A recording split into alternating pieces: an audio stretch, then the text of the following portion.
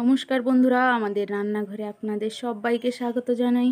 আজকে আমি একটা অন্যরকম রেসিপি নিয়ে চলে এসেছি। তো চলুন শুরু করা যাক।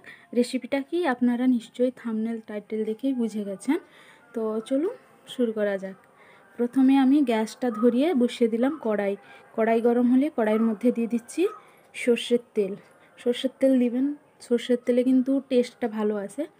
এবার সর্ষের তেল গরম হতে হতে আমি এদিকে দেখিয়ে দিচ্ছি কি কি মশলাপাতি নিয়েছি। সাধারণত ঝোলে যা মশলা দেওয়া হয় সেইগুলো নিয়েছি, আর আলুগুলোকে এরকম ছোট ছোট সাইজের করে কেটে নিয়েছি।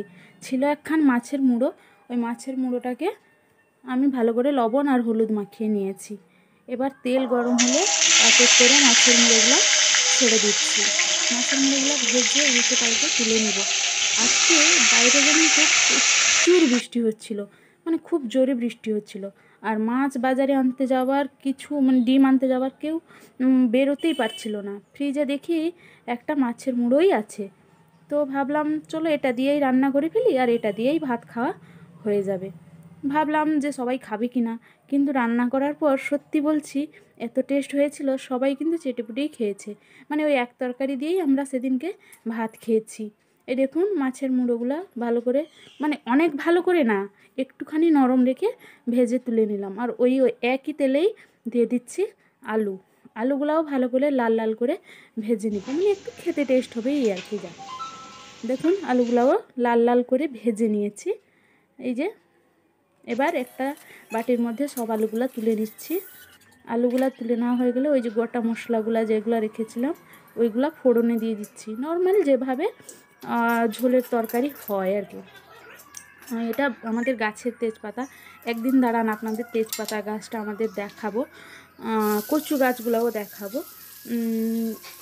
তো চলুন, ফোড়নগুলো ফুটে গেলে এবার দিয়ে দিচ্ছি পেঁয়াজ কুচিটা দিয়ে, এখানে আপনারা বাটাও দিতে পারেন। আমি একটু পাতলা পাতলা করবো বলে বাটা দিইনি।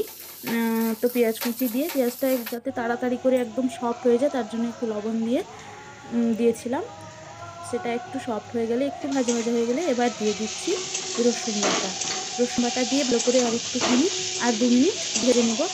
তো রসুন বাটা দিয়ে ভাজা হয়ে গেলে দিয়ে দিব হচ্ছে আদা বাটা। এই দেখুন আদা বাটাও নিয়ে নিয়েছি, আদা বাটাটাও দিয়ে দিলাম।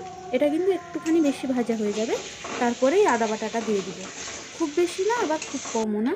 তারপরে এই যা সব গুঁড়ো মশলা ছিল আর চিনি একসঙ্গে আমি দিয়ে দিলাম। ওই প্লেটে করে একটুখানি জল নিয়ে মশলার মধ্যে দিয়ে দিলাম। এবার সব কিছু ভালো করে মিশিয়ে নেব।